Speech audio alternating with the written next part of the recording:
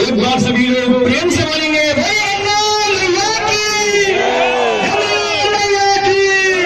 सरस्वती माता की, गणपति महादेव की, पार्वती पते हरे महादेव शंभू।